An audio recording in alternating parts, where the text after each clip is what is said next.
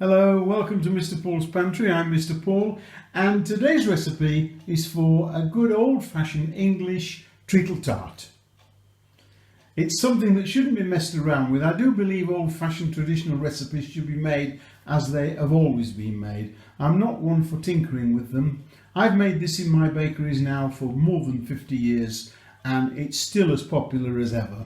It's a lovely, tasty after-dinner sweet.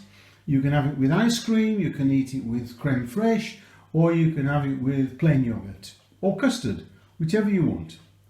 And for all those people who can't buy golden syrup to make this where you live, don't worry. Underneath the video I will be putting a link to my video showing you how to make your own. So let's get on with it.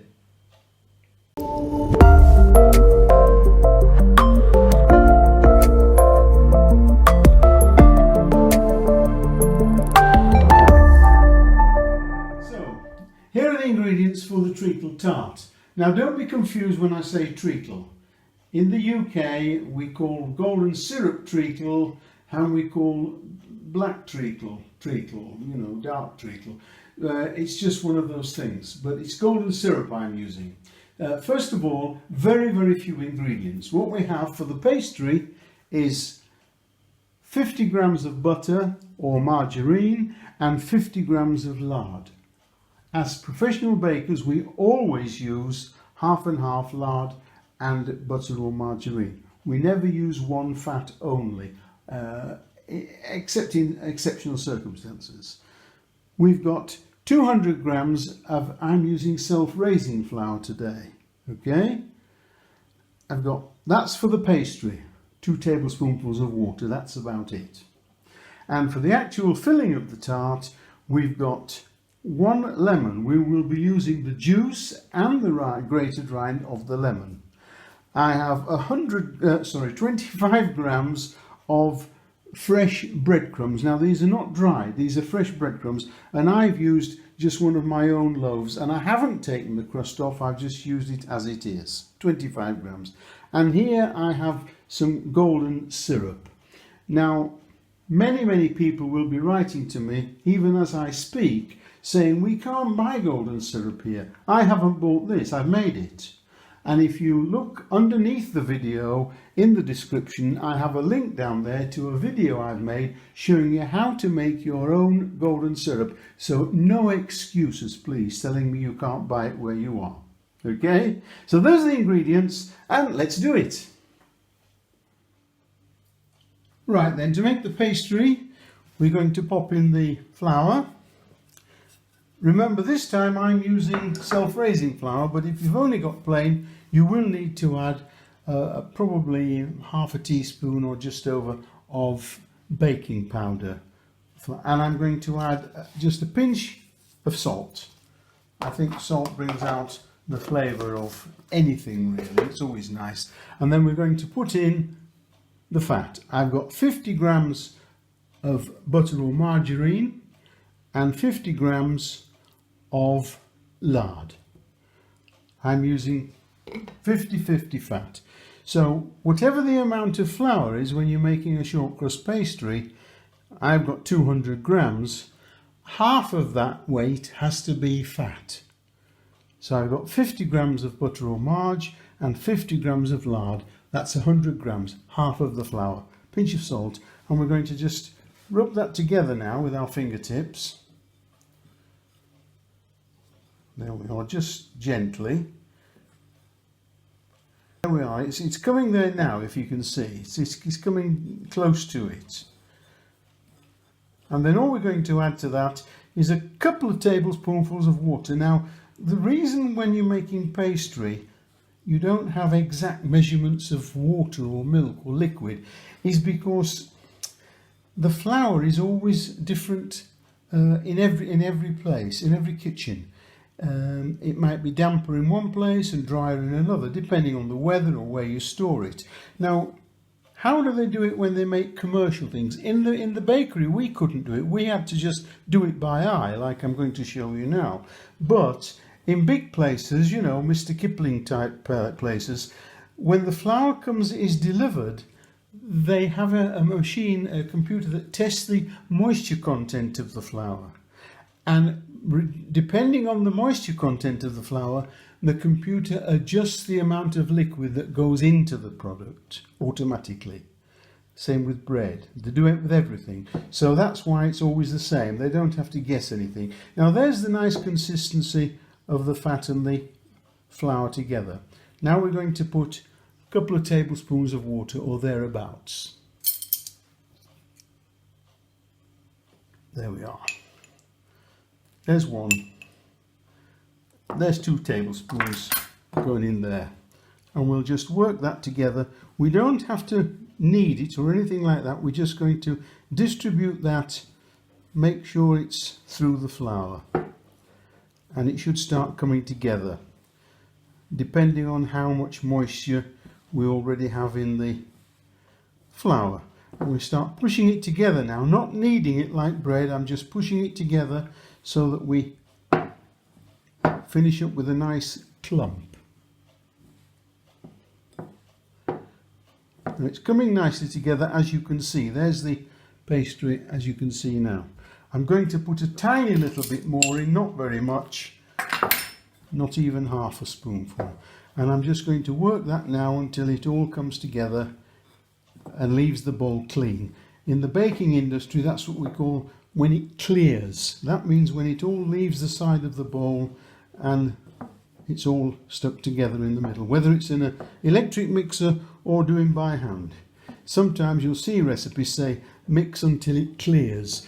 That means whoever's made the video or the recipe is a professional baker, because that's a term we use all the time.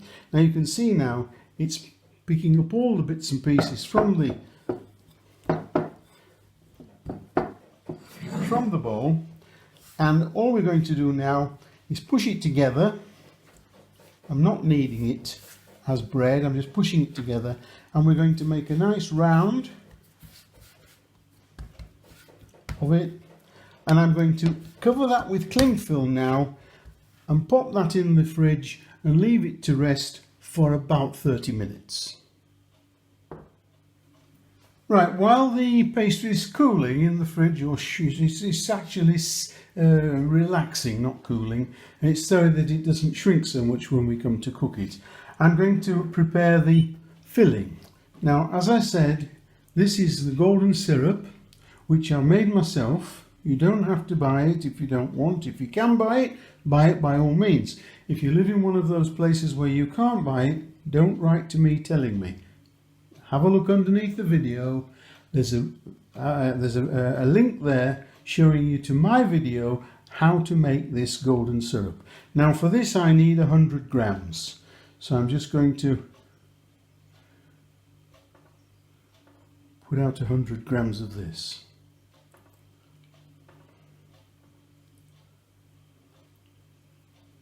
And there we are, that's 102 grams. I'm not going to bother about the 2 grams. And now I'm going to add the breadcrumbs.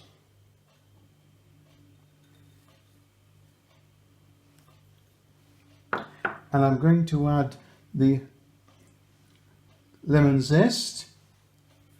Now I did say when I was showing you the ingredients, it was the whole lemon zest and the whole lemon juice. I made the mistake. It's half a lemon, I beg your pardon, half a lemon. So that's the juice of one large lemon, so I'm going to put half of that in. About half of it.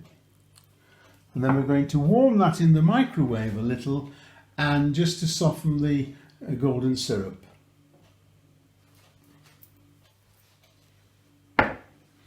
So there we are.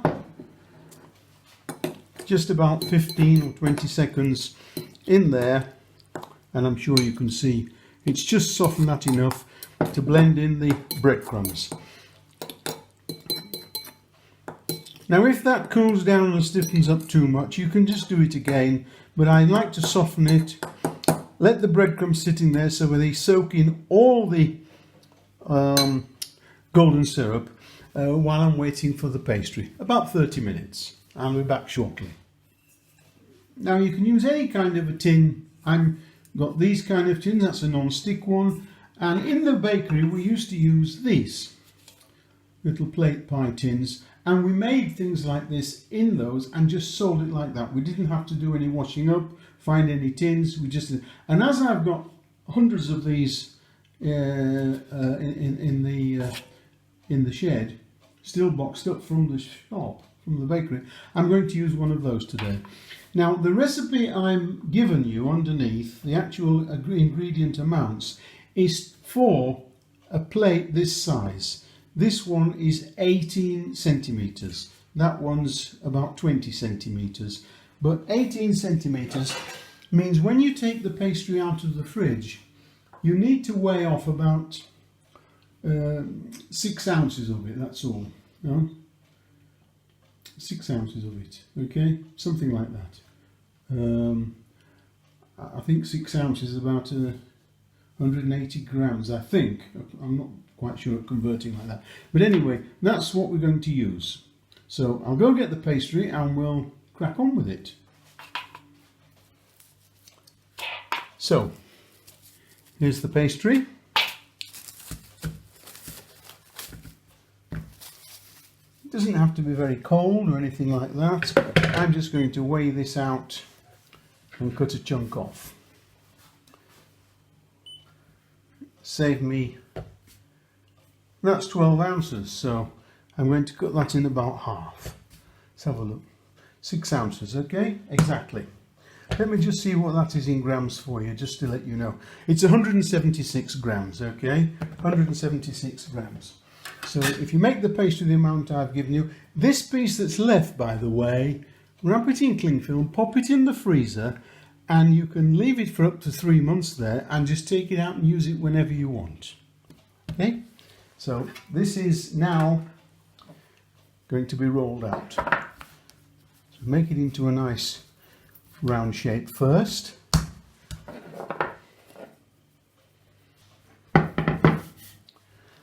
Right. So now we roll the paste out. Nice and gently. Let the rolling pin do the work. Don't start pressing it and stretching it, because that's not a good idea. Try and keep it in a round if you can. And if you keep rolling backwards and forwards to and from you like that, and doing a half or quarter turn each time, you'll keep it reasonably round, but keep it on the move, and that way it won't stick to the bench. Just get a little bit on the rolling pin there. It's sticking a little bit on the rolling pin.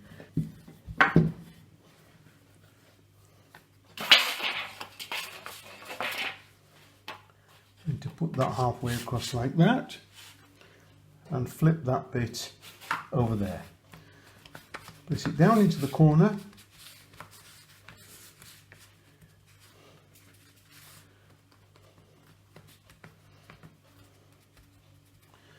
And I'm going to just trim off the excess pastry.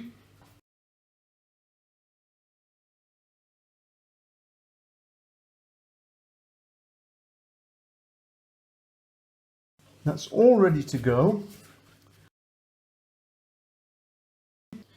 There we are, that's all ready for the filling now, and you need the oven setting for 200 degrees. That's no fan, I don't use a fan. If you have a fan oven, then you will have to adjust that. It's 400 Fahrenheit and gas mark 6. Okay, so I've put the filling in the case now, and I just have a little bit of spare pastry I've cut some leaves out of with, and I'm just going to pop them on there. Now that's going to go in the oven now for 30 minutes on 200 degrees centigrade.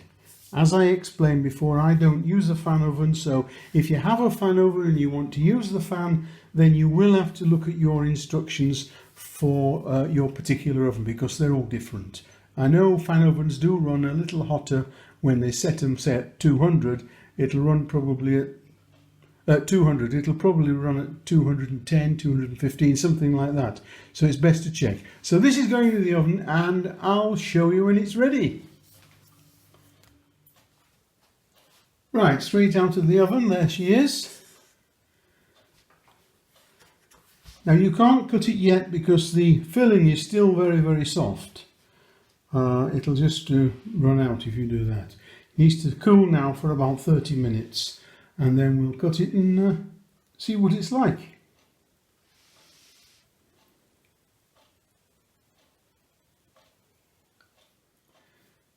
So there we are. A nice piece of treacle tart. And I'm going to have this just with a dollop of plain yogurt. That's what I'm going to have with that, just a dollop of plain yogurt, because it's very, very sweet. I want something just to cut the sweetness of it, and I think that will just do me nicely. Well, that's all I have time for this week. Hope you've all enjoyed the video. Go away and try it. Tell me what you think of it. If you've enjoyed the video, go underneath, leave your comments, suggestions or any ideas for future videos, and I do read them all and answer as many as I possibly can. So this is Mr. Paul saying bye for now, and I'll see you next time. Bye!